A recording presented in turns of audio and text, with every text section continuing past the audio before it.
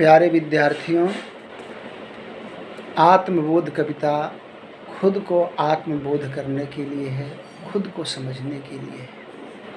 आप इस संसार में आए हैं, आपको इस संसार में किस लिए भेजा गया है, ये सारी सुख संसाधन आपके लिए है।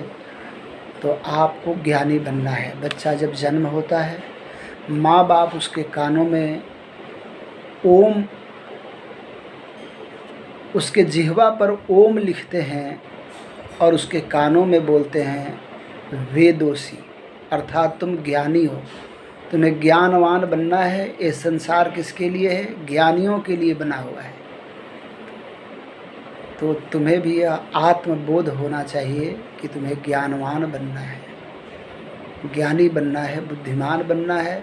और संसार में सर्वत्र बुद्धिमानों की ही पूजा होती है। और इसके लिए सबसे पहले आत्मबोध में अपने मन को केंद्रित करने के लिए कभी बताया है कि ओम अनेक बार, आँखें बंद करके लंबी श्वास भर करके ओम ध्वनि का उच्चारण करने से हमारी आत्मा प्रकाशित होती है। आत्मा हमारा, उसमें आत्मबल बढ़ता है, मन केंद्रित होता है। इसलिए कहा कि हे मनुष्यों, अपने जीवन में अनेक बार बार ओम शब्द का अर्थ है रक्षा करने वाला परमात्मा।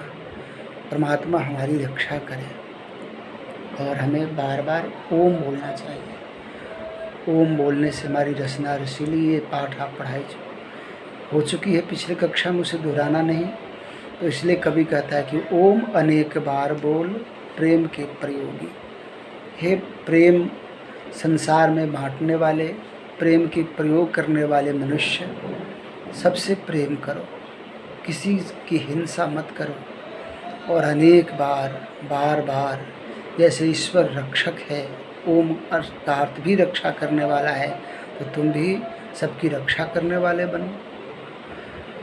है यही अनादिनाद निर्विकल्प निर्विवाद है। यह ओम अनादिनाद है, सबसे पहली ध्वनि है संसार की, निर्विकल्प और निर्विवाद है।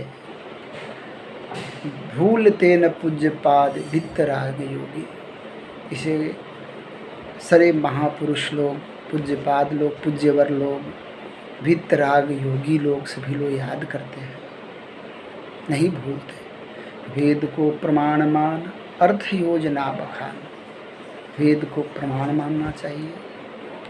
आत्मबोध करने वालों को वेद सभी ज्ञान का संग्रह है। वेद का पढ़ना, पढ़ाना, सुनना, सुनाना सभी आर्यों का, सभी मनुष्यों का परम धर्म है। इसलिए कहा कि वेद को प्रमाण मान, अर्थ योजना बखान। उसके अर्थ को भी जानो। गा रहे गुणी सुजान, साधु स्वर्ग भोगी। सभी लोग वेद को प्रमाण मानने वाले लोग, उसके अर्थ को जानने वाले लोग कौन हैं? वो गुणी हैं, सुजान हैं, ज्ञानी हैं और साधु हैं, स्वर्ग भोगी हैं। स्वर्ग के सुख का जो महसूस करने वाले लोग हैं, वो सभी इस ओम का गान कर रहे हैं। ध्यान में धरे विरक्त, इस ओम को ध्यान में विरक्त लोग, जो संसार से जो अनुरक्त नहीं है, विरक्त हो गए। भाव से भजे सुभक्त, अच्छे भक्त भाव से इसका भजन करते हैं। और इसे त्यागता कौन है? इस ओम का उच्चारण, ओम का ध्यान कौन नहीं करता? जो अघी है, पापी है, अशक्त है, जिसमें शक्ति नहीं है, पोच पाप रोगी, जो कठिन पापी हैं, बड़े पापी हैं, रोगी हैं, जिनको परमात्मा ने असह्य दुख वेदना दी है, वो इसे जप नहीं कर पाते हैं, नहीं करते हैं।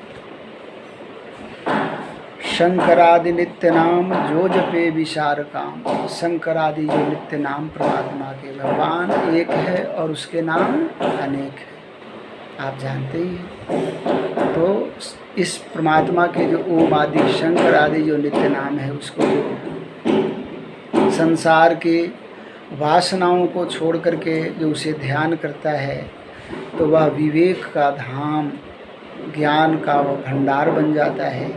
और उसकी मुक्ति हो जाती है।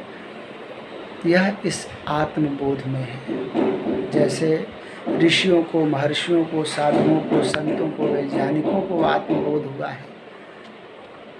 ईश्वर से हम प्रार्थना करते हैं कि आपको भी आत्मबोध हो, आप अपने माता पिता के संकल्पों को, उद्देश्य को पूरा करने के लिए तैयार हो जाएं और भगवान का ध्यान करें। भगवान आपको अपने लक्ष्य को पूर्ण करने में सहयोग करें।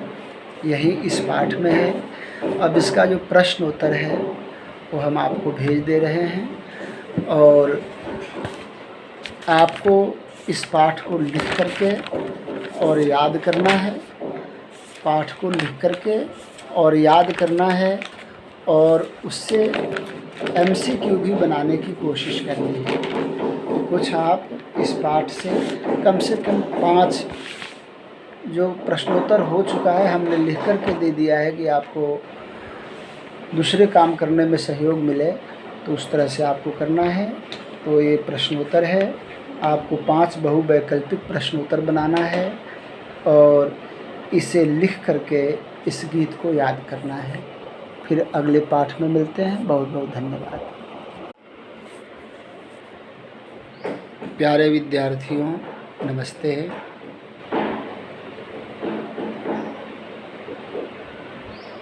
आज नैतिक शिक्षा के तीसरे पाठ को हम लोग पढ़ने जा रहे हैं और पाठ का नाम है आत्मबोध।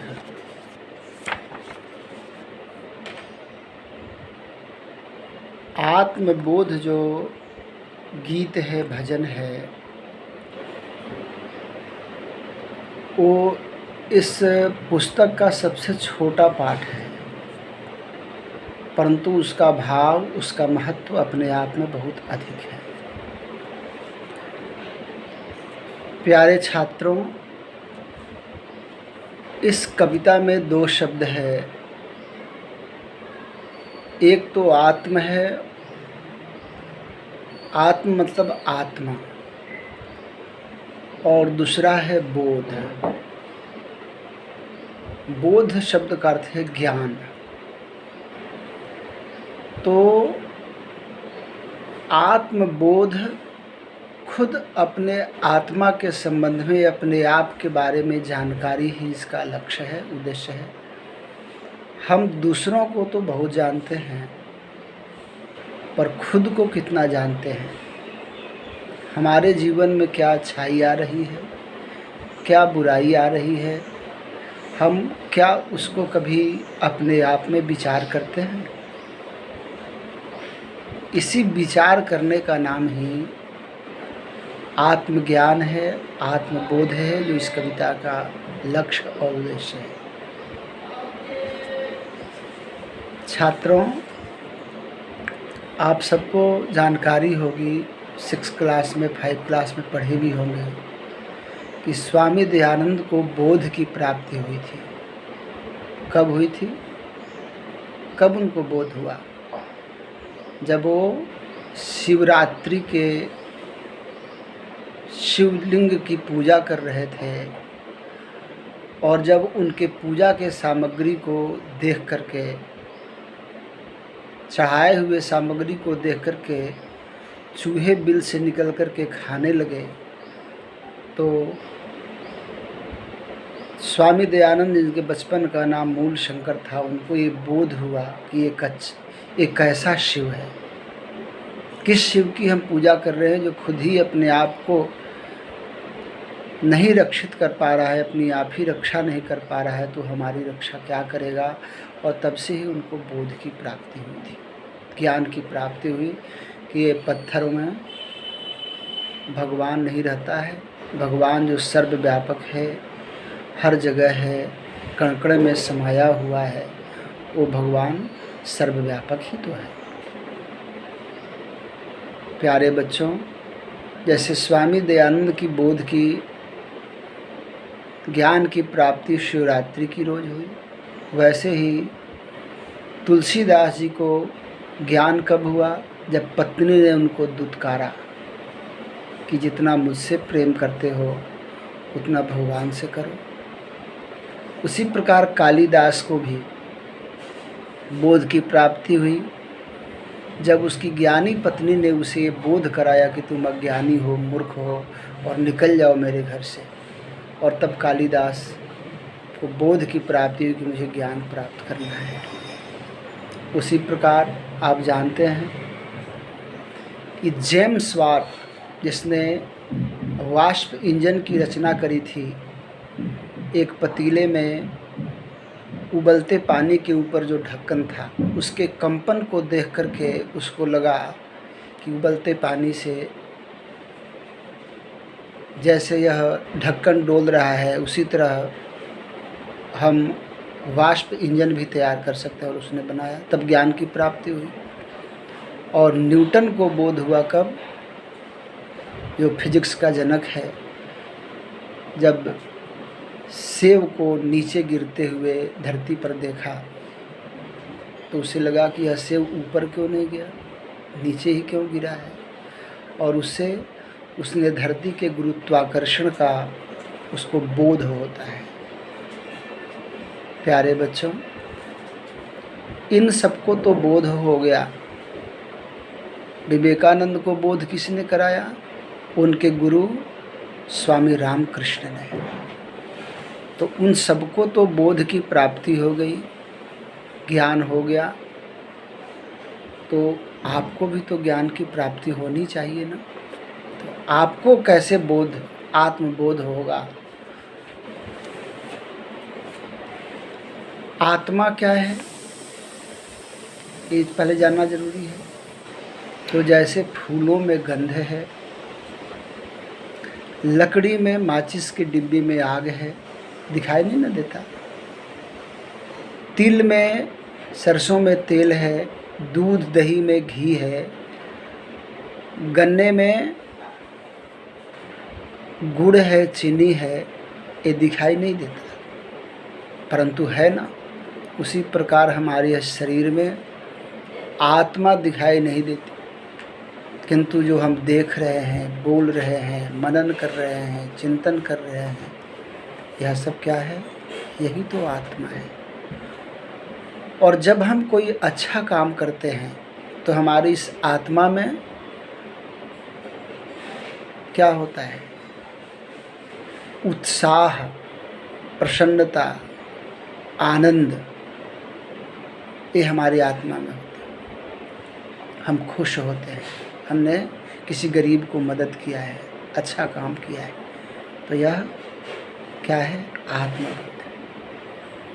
हमारे अंदर आत्मा बैठी हुई हमें बताती है कि आपने अच्छा काम किया है। अच्छा काम करते हुए हमारी आत्मा अंतर्मन में क्या होती है, क्या होता है? आनंद, उत्साह और प्रसन्नता जिस काम को करने में हो। ये स्वामी दयानंद ने सत्यार्थ प्रकाश में, ये जो पुस्तक है, इसमें बातें कही है कि जब आत्मा अच्छा काम करता है तो आनंद, उत्साह और प्रसन्नता होती है, और जब कोई बुरा काम हम करते हैं तो भय, शंका और लज्जा होती है। अर्थात ऐसे कामों को हमें नहीं करना है। वो आत्मा हमारे अंदर से प्रेरित करती है मन को कि यह बुरा काम है, इसे मत करो। जब भी कोई काम करते समय में भय हो, शंका हो, लज्जा हो, वो गलत काम है, उसे नहीं करना चाहिए। यह कौन कहता है? हमारे अंदर की आत्मा कहती है। और जब कोई हम अच्छा काम करते हैं तो हमारे अंदर आनंद, उत्साह और प्रसन्नता का हम अनुभव करते हैं। यह श्रेष्ठ और उत्तम काम है, यह हमें जानना चाहिए। इस पाठ में